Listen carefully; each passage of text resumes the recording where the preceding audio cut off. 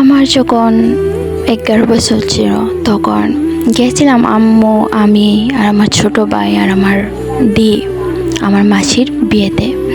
ওখান থেকে আসছিলাম, আসার পর এখানে নামলাম।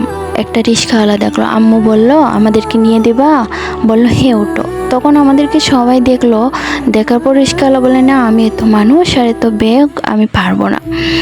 তো তখন দেখলাম ফুটেলে 4-5টা ছেলে হাসাহাসি করছে। তখন একটা ছেলে আসলো, এসে বলল চাচি তুমি কোথায় যাবে? তো আম্মু বললো আমি অমুক জায়গায় যাব। তখন বলল আসো আমার অটোতে উঠো, আমার গাড়িতে উঠো, আমি নিয়ে দিয়ে আসবো। আর ওই চাচাটা না নিয়ে তোমাদেরকে যেতে পারবে না, কারণ ওই চাচাটা মদ পান করে না, অর্থ নাই নেই বলে হাসাহাসি করলো। আর গাড়িতে আম্মু বললো ঠিক আছে তাহলে চলো। তো তখন আসলাম, আসার পর আমাদের বাড়ির কাছাকাছির একটু আগে আম্মু বললো আমাদেরকে একখানে নামিয়ে দিলাও। তখন ওই ছেলেটা এখানে নামিয়ে দিল। তখন আম্মুকে আমি বললাম আম্মু কেন এখানে তুমি নামে গেলে, আমাদের তো বাড়ি আরও একটু দূরে ছিল। আম্মু বললো না ওই দিকটার ছেলেরা ভালো না, তো ওই জন্য নামে গেলাম। আমার সাথে একটা মেয়ে আছে, তো তোর দিদি আছে, তুই তো আছিস ওই জন্য। তো বললাম ঠিক আছে। পরে দেখলাম আমি স্কুলে যেতে ওই ছেলেদেরকে অনেক দেখি, ছেলে আমার দিকে তাকায় অনেক, ওরকম করে করে আমার বয়স হলো 15 বছর।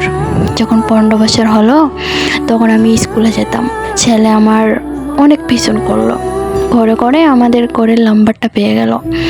পেয়ে নিয়ে আমাকে বলছে আমি তোমাকে ভালোবাসি, তোমাদের ছোটোর থেকে দেখছি, তো আমি ভালোবাসি দেখে রাখছিলাম, তো ভালোবাসি। আমি বললাম এরকম সম্ভব নাকি? এটা সম্ভব না, তোমাদের ওখানকার সবাইকে ভালোবাসে না আমাদের ঘরের মানুষ, কারণ বলে খারাপ, এটা সম্ভব না। বলে না আমি তোমাকে ছাড়া বাঁচবো না, মরে যাব।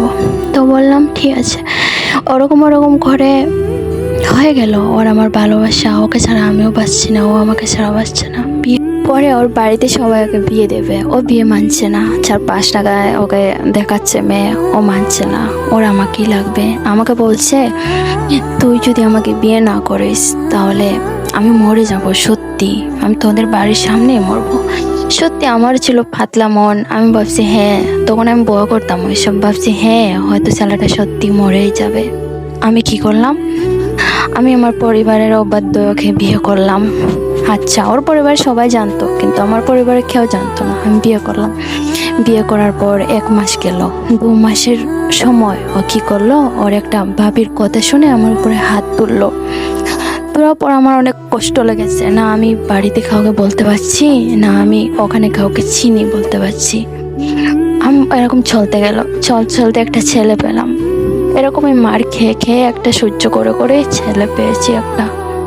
তারপর সহ্য করার যখন বার হয়ে গেছে তখন বাড়িতে এসে বলছি আমি আর যাব না। তো সবাই বলছে তুমি যাবা না ঠিক আছে, কিন্তু তোমার ছেলেকে দিয়ে দাও। তখন বলছি না আমার ছেলেকে ছাড়া আমি থাকতে পারবো না। তখন আমার ছেলের জন্য আবার আসলাম। ওই দেখি ও আমি যখন বাড়িতে যাই আসবো না বলি, তখন কান্না করে ও মানুষটা বেশ হয়ে যায়, ওর স্যালাইন লাগানো, ওই হসপিটাল থাকে। তো আমি শুনলাম ও হসপিটাল আছে, আমার জন্য থাকতে পারছে না, ওকে স্যালাইন লাগানো হচ্ছে। ওর বাড়ির সবাই আমাকে কল দিচ্ছে, হ্যাঁ যাওয়ার হয়েছে আমরা দেখবো, তুই চলে আয়। তো আমার মন মানলো না, আমি চলে আসতাম, কারণ ওকে তো আমি ভালোবাসছিলাম না, আমি চলে আসলাম। ওরকম করে আমার 9-10টা বছর চলে গেল। আমি আরও একটা ছেলের মা হতে চলেছি। তখন ওই মানুষটা বলছে আমাকে মেরে, কিসের জন্য মারলো আমাকে? একটা জিনিস আমি চাইলাম আমাকে এটা দাও, আমাকে দিল না, কিন্তু অন্য একটা ওর বাবিকে দিচ্ছে। তখন বললাম আমাকে দিলে না, তোমার বাবিকে দিচ্ছ। তখন আমার ছোটো ছেলে আমার পেটে, তখন বলছে তোকে লাত মেরে তোর পেটের বাচ্চাটা বের করে দেব। তখন ওর বাবিগুলো এসে ধরলো। এটাই হলো আমার জীবন কাহিনী। তারপর ওখান থেকে আমি আর সহ্য না করে বাড়িতেও বললাম না, কাউকেই বললাম না, হারিয়ে গেলাম। তখন আমি ওর কাছে সবার কাছে খারাপ হয়ে গেলাম, খারাপ। আর আমার ভুল এটাই ছিল, আমার বড় ছেলেকে ওর কাছে রাখছিলাম, কারণ আমি 2টো ছেলেকে তো নিয়ে কোথায় যাব, কি খাবো, এটাও তো আছে না টেনশনের বিষয়। এটাই ভুল ছিল, ওর ঘরটা ছাড়া এটাই ভুল, সবই এখন আমারই ভুল। সত্যি সবই আমারই ভুল, না ওরই দোষ না কারো দোষ। আমার তো পছন্দই আমি বিয়ে করেছি, সবই তো আমারই দোষ না। তো এটা একটা গল্প ছিল, সেটা আমার কাহিনী নয়। আর এটাই বলবো সবাইকে, যে যাকে ভালোবেসে পেয়ে যাবে তার কদর করো প্লিজ, তাকে অবহেলা করো না, এটা করো না, না হলে সেটা পৃথিবীতে না হলেও উপহারের কাছে গিয়ে জবাব দিতে হবে।